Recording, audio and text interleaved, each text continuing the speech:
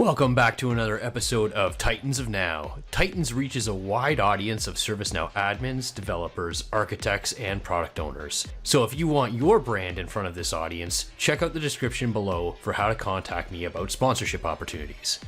If you want to know what I'm up to lately, I invite you to discover Vivid Charts. Vivid Charts is a visualization and storytelling platform built on ServiceNow.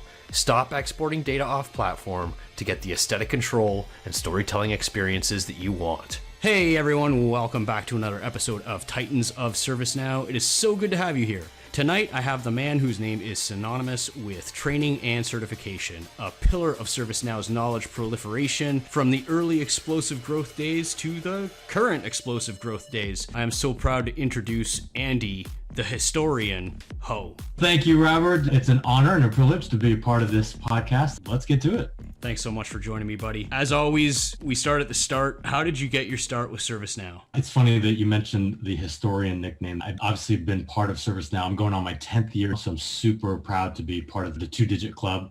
It's an interesting story. I actually had been a part of the IT industry or world here in San Diego for the better part of the last 20 years. And when I first got here, I started with a company called Peregrine Systems. So at Peregrine Systems, Fred was our CTO. I was part of the training team over there. And we had the falling out with the company, went bankrupt. A bunch of us went over to HP. And then I bounced around in between. And when we went bankrupt, Fred was like, I'm getting out of Dodge here. And him and his brother, Rob, started what we now know of as ServiceNow. And so back then, I think it was around 2006, the company had probably less than 30 employees at the time. And they had tapped two of us saying, hey, we might need some trainers to come on board. And this is back when I was still out in front of customers doing the training myself. So we were like, okay, let's go interview. So my buddy went in to interview.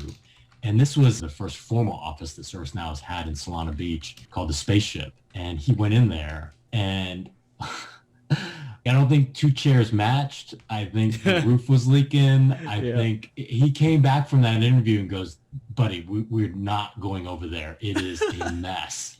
And just from a physical structure standpoint, and then it was an early startup. And so we were both just starting families. We're like, there's no way we can do this right now. I mean, we're at HP. It's a solid company. Let's just stay here. So fast forward 5 years, I'd gone to another company, still bouncing around. The company that I was at previous to ServiceNow, the couple of the people that had gone over to ServiceNow had said, hey, you were in training some folks that know IT and ITSM, and because that's the focus at ServiceNow at the time.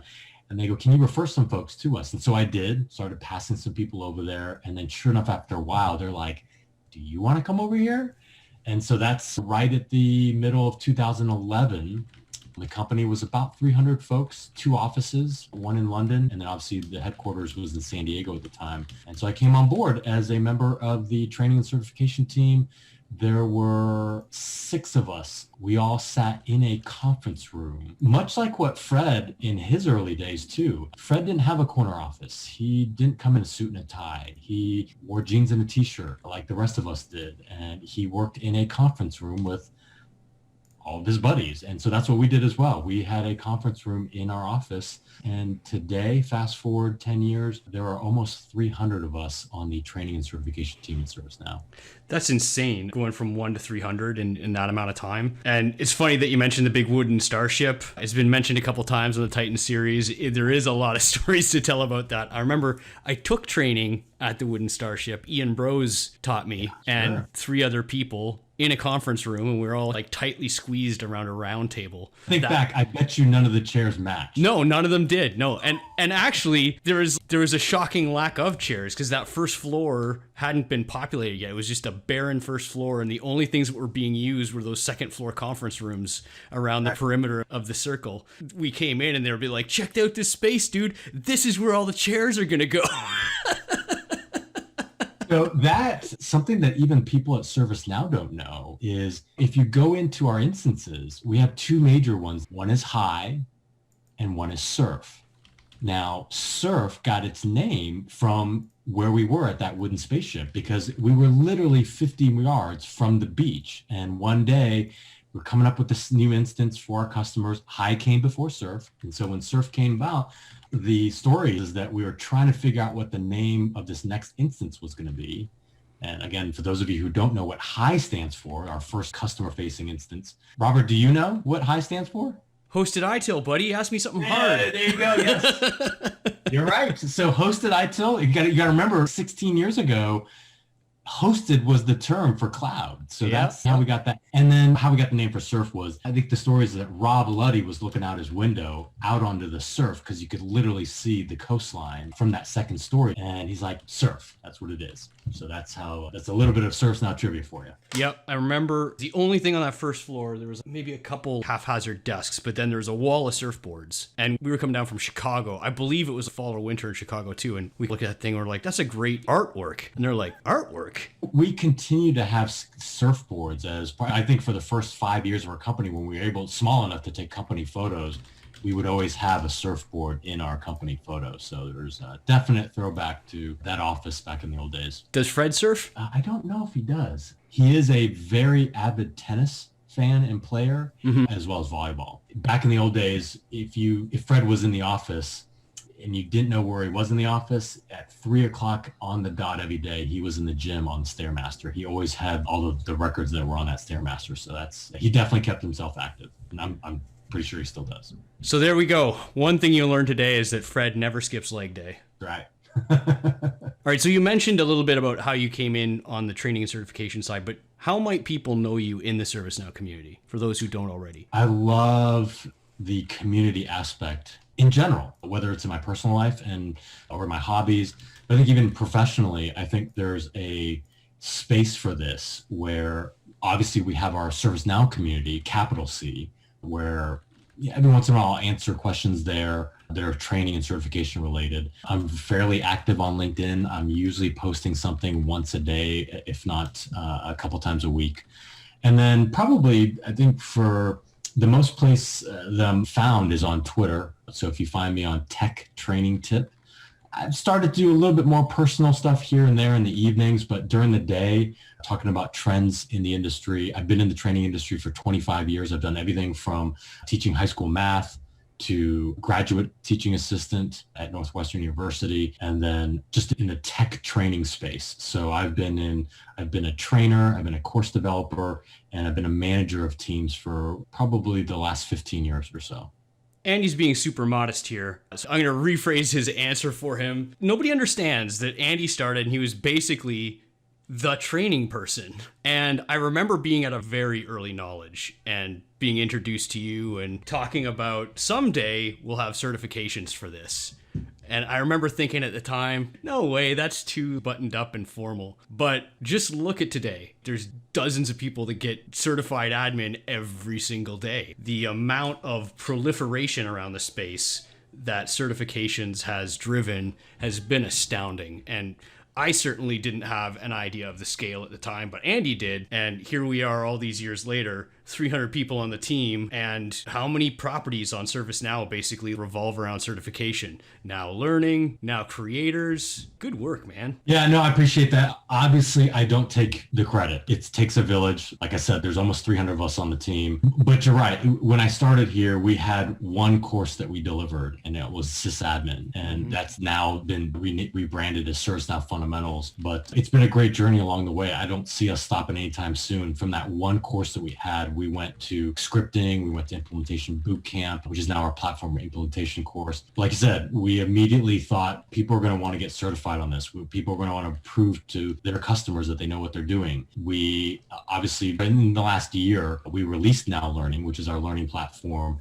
We've got hundreds of videos in there. Actually, in fact, we've got thousands of videos in there. We've got hundreds of courses. I think some of the stuff we're so proud of doing the simulators are really a game changer and a differentiator in the market for us. It's great to have classes. It's great to have e-learning, but to be able to get into the driver's seat of the car, as I like to say, I can't get away without using a car analogy. You go into a class, you read a book. It's like reading the car manual to how to drive a car. That's not going to tell you much. Well, it's going to tell you a certain amount, but you really learn how to drive a car by getting behind the wheel. And rather than show you screenshots or mimic how it might be, we actually put you in that driver's seat in our simulators. And that's something that I think has been a hallmark for us at ServiceNow, is that we have a team of folks that are on the cutting edge. We don't just do what's like factory printed materials. We're always looking to push the envelope to get folks to engage more with, ultimately with the platform. That's the important thing, is we want ambassadors, we want drivers of our ServiceNow platform. If you could give one message to the ServiceNow community about training and certification, I know there's all sorts of formal channels you got to go through to like announce this stuff, but just one person to another person, what would you tell the community about training and certification? How long do we have?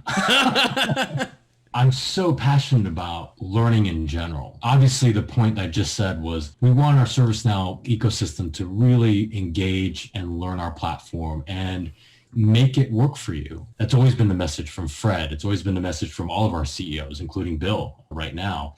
And so I think, how do you become a better dad? How do you become a better driver of a car? How do you become better at your hobbies or whatever? Not? Like, you learn, you read books, you talk to other folks, you engage with a community. When I think about my personal life, I think there's so many ways that I learn. It's on a ton of stuff's on my phone, it's on YouTube, it's in these apps. And a lot of times people go into their professional lives and it mimics what I think you experience in process, whether it's like working with IT or working with HR. Sometimes it's cumbersome at work. It's not as easy as like ordering something off of Amazon. Mm-hmm.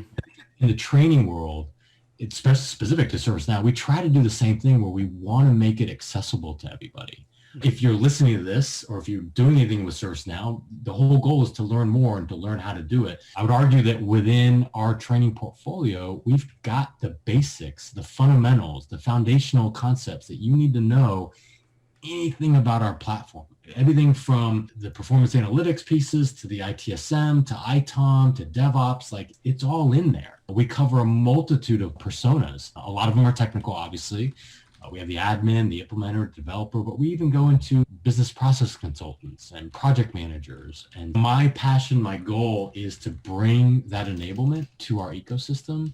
For those people that are just getting started with ServiceNow, I think we've got a great learning path that's set up for you to get you started no matter where you are or what you're doing.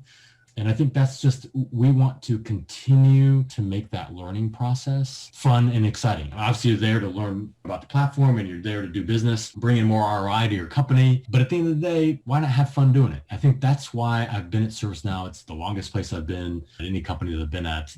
We really do just have fun inside the firewall, so to speak. And we try to make sure that our customers do as well. You just said, either whether it was the old days in the spaceship, even now, if you go to a Knowledge, even this last Knowledge where we unfortunately had to do everything virtually, we still bring those labs to you in a way that's digestible, in a way that you can consume quickly. And we put fun scenarios around it. If anybody's taking any of our new on-demand courses, if you can't feel uncomfortable going live to a ServiceNow Fundamentals course or an ITSM Fundamentals course, we put these nice little themes around it. Our PPM Fundamentals course has a theme park. You're there, you're literally helping a theme park rebuild. And yeah, we could just teach you the concepts, but why not put a nice little theme around it? Long story short, I think the passion that we all have on our training team, it's the best group of individuals I've worked for. No offense to anybody I've worked for in the past. Actually, a lot of them are working with me now. So I feel comfortable saying that we all love what we do. Hopefully it comes through our training. And we hope that our ecosystem continues to learn from all the things we put out for them. What was the hardest moment? What was the crucible for certifications and training from the beginning till now? Did you have any moments where you're like, we are not going to make it? I don't really get asked this question that often. This is a good one. There was an inflection point. It happened probably 4 years ago. Actually, it's more like 5, I think. And the point I'm thinking of is, in the early days of ServiceNow, we were very much an ITSM shop. That's who we're competing with, HP and BMC, and a lot of incident, problem, and changes. And even to this day, sometimes how we lead with our customers or our prospects.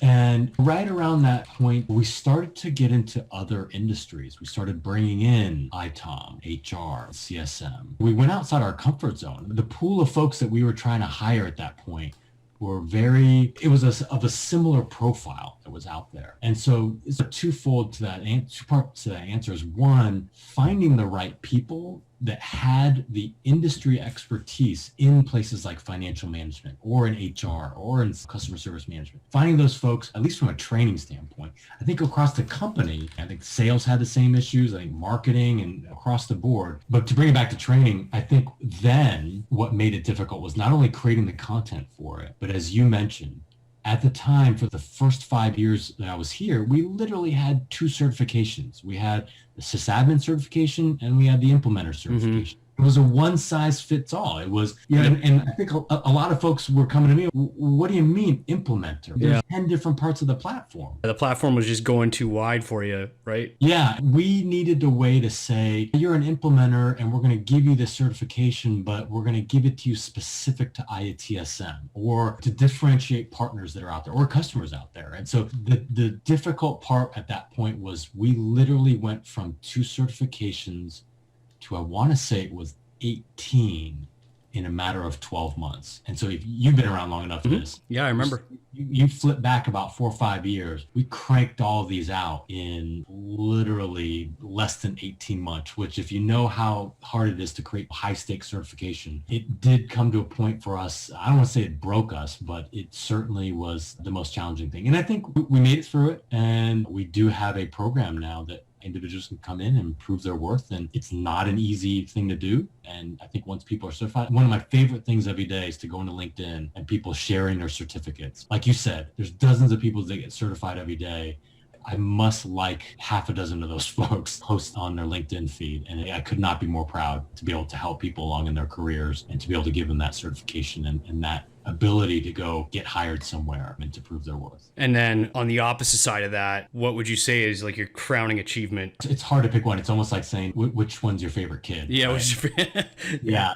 I really do believe that a lot of the stuff that we do is worthy of global awards. And we have won global awards for a lot of things that we've done.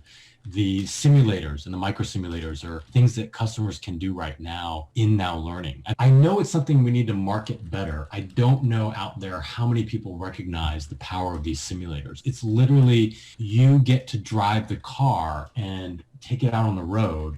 We got a bunch of Nerf balls set up everywhere. So if you crash, you can just restart and you don't have to do it in your own, you're not going to do it in your production environment, even in your sandbox environments at work. So we give you those instances. We pay for those instances to get spun up, and customers can come in. And if it's like the analogy of driving the car again, it's if I teach you what going from first to second gear is in a stick shift, it's one thing for you to read it. It's one thing for me to show you it and demo it. It's one thing for you to see pictures of it done, but it's a totally different thing if you got to get behind the wheel, know how to step on the pedals. Right. And know how to shift the gearbox. And so for us to let you do that in a live instance is a game changer for us. As we develop more and more content in NowLearning, the majority of the courses that we're putting out there have a simulator or what we call a micro sim. So if, here's a task, this is how you do it. Oh, go try it, spin up an instance, go do it, and come back. And we can validate you. And it's not only you go do it and you go, I don't know if I did that. You literally hit a validation button and it'll tell you, hey, Robert, you did this right. Or, hey, Robert, you did this wrong. Here's a link to a video on how you might have missed this. You might want to read up more on this in a knowledge base article. So I think the introduction of the simulators to our ecosystem is a game changer for us. I won't let too much more out of the bag, but we are working on some pretty cool stuff that's coming out hopefully this year, leveraging more and more technology that's out there in the palm of people's hands, augmented reality and virtual reality. Yeah, it's I picked one kid for now, but there's lots of other kids in the house, and we love them all. I really have to agree. I think that simulator is a real unsung hero in the whole ServiceNow ecosystem. It's like the thing that does so much of the work, but is like effectively invisible. Nobody calls it the simulator, or nobody attributes the magic of the simulator to ServiceNow. It's like, quote, the best technology is invisible. And every day people are using them. Every day it's the linchpin of accumulating that knowledge, but nobody's, ServiceNow and that simulator is awesome. To give a little bit of the history behind it, it was born out of the early days where our partners were coming to us going, I just took this great implementation course. That's great. You showed me how to drive the car, but I need to get on projects. I need to shadow other people doing this, or I just need to do it myself. Like, how can I get that experience? And so for us, we were thinking, we know what the implementation tasks are. We know what that checklist is. What if we just put that into an instance? And what if we just started validating people, just telling people like, oh, go set up the users, go set up security, and they can go hit a button and we can validate. All it is validation. So take it to a sort of mock field environment so that if they didn't have a customer to go to right away, they at least had a simulator to go, hey, practice on me. Go, this is what a customer would do in this order. Come do it for us. And so I think that's where it was born out of. The fact that we do it on our own, I think this is sort of lost on people, is that we're teaching you how to use the platform on the platform. Like when we won the award for this and we presented it to a group of my peers in the industry, a lot of our tech competitors were there. They could not believe, because in order to simulate your own environments, you often use e-learning tools. You use Captivate, you use Articulate, you fake your way through it. And there's nothing wrong with that. Sometimes we do it. But in this case, you really want to get the hands-on real-world experience. There's no better than the real thing. And so we basically do that with guardrails to be able to help, hey, you did this right, or hey, you did this wrong, and to give you that encouragement as you do it. And that's something that it is the unsung hero. I think we need to do a better job of promoting it. And so I thank you for this platform. My pleasure, man. Is there an opportunity, or will there be an opportunity for technology partners to interface with the simulator team and build training content for store apps and inject that into the NowLearning ecosystem? I got chills on my up and down my spine when you asked that question, Robert. So we're obviously doing 2021 planning right now. One of the, if not the biggest charter that I have from a training standpoint this coming year is to leverage our greater community that's out there. And it's something that we've wanted to do for a while. We've had a couple roadblocks along the way, but I think we're ready to go. We've been piloting this internally. So the simple answer to your question is yes. The longer answer to your question is, let me set the table this way. Every once in a while, I go on my phone and I look at the gaming industry. And I love that as an example for training because there's a lot of parallels. And if you play any games on your phone, whether it's even as simple as Candy Crush or the popular game, like Among Us is a big thing around my kids right now. If you want to learn more about games, 99% of the time, these folks that are learning about games and how to play it better, they're not going to the vendor to do that. The vendor's telling them like, oh, these are the new features and these are what we think are the best way to use these features. But the majority of the content creators and the majority of what people know as the influencers are people that actually use it, people that actually implement this, people that are actually playing them. And so that's something for me that has been untapped and something that we've been looking to build our NowLearning platform to allow for this to happen, to allow folks that are outside of ServiceNow to go, well, that's great. You're telling us about the features. You're telling us how it's supposed to be used. Great. I'm the one that actually uses this on a day-to-day basis. I'm the one that's actually figured out maybe shortcuts in and around a certain form or a workflow or a process or whatever it might be. I think I have something to say about this.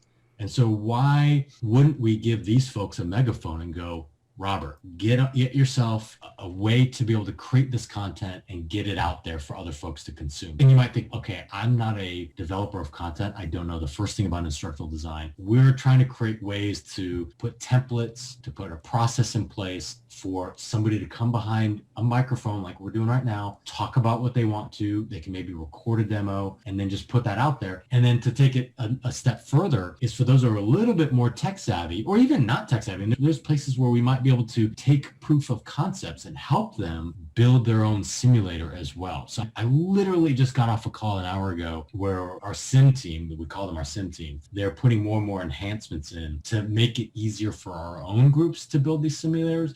But at some point, the roadmap is to open up the floodgates and allow anybody and everybody to do this because that's where people really want to learn from. I think that's why Knowledge is such a fantastic event because it's customers talking to customers because they're the ones that are using it.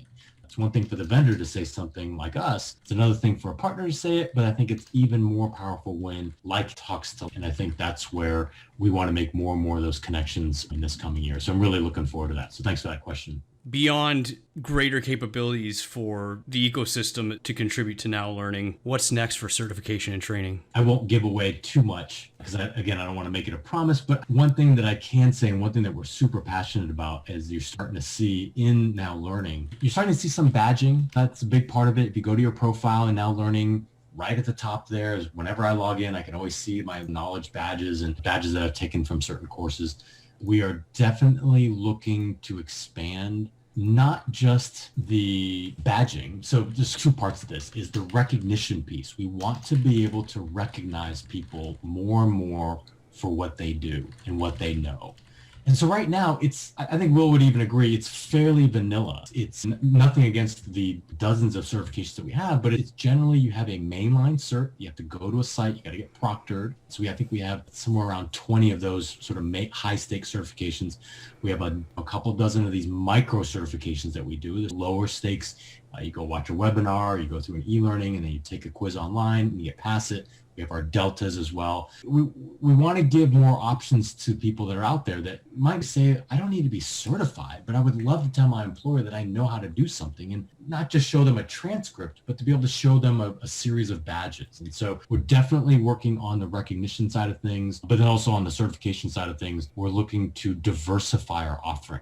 In the same way on the content side, where you can take a live course, where you can take a virtual live course, where you can take an on-demand course, where you can read a PDF, multiple modalities to be able to learn. In the same way, we're trying to make sure we do that from a certification standpoint, so that it's not just a one-size-fits-all, that we have multiple ways of recognizing you, the learner, the user of our ServiceNow platform, for what you know. All right, Andy, this is probably going to be the most controversial question that I've ever asked on Titans of Now. So again, I'll thank you in advance for getting to this point. Obviously, when you ask a community, a very enthusiastic community, you got to get certified, and the ecosystem is now more than ever driven off of certifications for connection to work. But now you're telling everyday people, okay, there's a cost associated with the upkeep of your certifications. It's fair to say that it's an unpopular, like, people don't want to have extra expenditure, but I want to give you this opportunity to talk to the community and explain what that's all about. So Robert, thank you for the opportunity. Boy, the most controversial question gets to me. Yeah, obviously, for those of you who know me on social media, you know that I try not to shy away from questions. I think this is what shapes our programs, having an ear to the ground and listening to our customers and our partners in terms of what works and what doesn't. I think what people should recognize is